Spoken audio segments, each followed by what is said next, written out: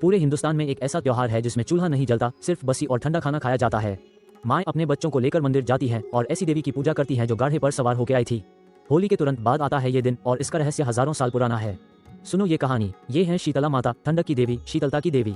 इनकी सवारी है एक गधा जो सादगी का प्रतीक है, एक हाथ में झाड़ू जो बीमारियों को साफ करती है और दूसरे हाथ में कलश जिसमें ठंडा पानी भरा है जो बुखार की आग बुझाता है।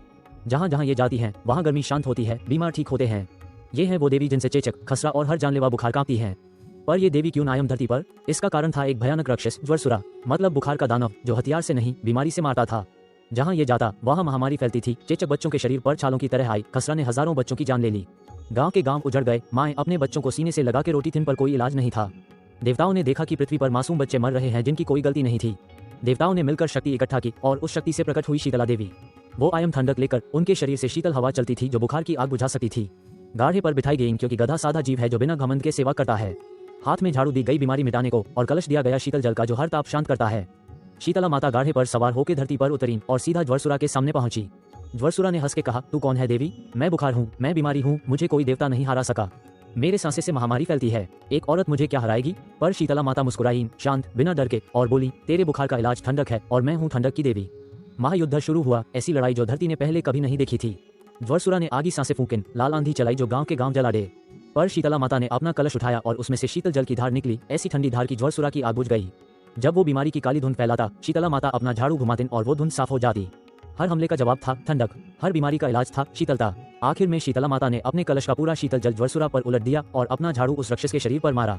ज्वरसुरा चिल्लाया, उसकी लाल चमड़ी नीली पड़ने लगी, उसका बुखार ठंडा होने लगा, उसकी ताक पिघल गई जैसे बर्फ में आग बुझती है। एक अंतिम चीख के साथ ज्वरसुरा का शरीर बिखर गया, वो राख बन गया और जहाँ वो गिरा वहाँ से ठंडी हवा चली, बीमारियों का नाश हो गया। बच्चे फिर से मुस्कुराने लगे। जीत के बाद शीतला माता ने घोषणा की, मैं यहाँ हमेशा रहूंगी। जब भी गर्मी की बीमारियां आएंगी, जब भी बुखार बच्चों को सताएगा, मैं ठंडक लेकर आऊंगी। पर मेरी पूजा का एक नियम है, मेरे दिन आग मत जलाओ, चूल्हा मत सुलगो, ठंडा खाना खाओ, शीतल जल पियो, क्योंकि ठंडक में ही सेहत है, शीतलता में ही सुरक्षा है। इसलिए चैत्र महीने में होली के बाद 8वें दिन मेरा व्रत रखना, यही है शीतला अष्टमी। ए फ्लैट सोचो, ये बसी खाना खाने की परंपरा सिर्फ धर्म नहीं है, इसमें विज्ञान भी है। होली के बाद गर्मी शुरू होती है, शरीर में गर्माहट बढ़ती है, पाचन कमजोर होती है।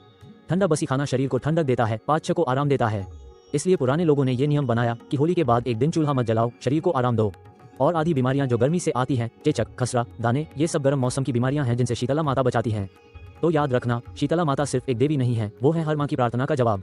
जब भी कोई बच्चा बीमार होता है, जब भी बुखार आता है, हर माँ शीतला माता को याद करती है। ये परंपरा हजारों सालों से चल रही है क्योंकि माँ की सुरक्षा का संदेश कभी पुराना नहीं होता। सब्सक्राइब करो कथा सागर, शेयर करो ये कहानी हर माँ के साथ और कमेंट में बताओ कि आपके घर में शीतला अष्टमी कैसे मनाते हैं।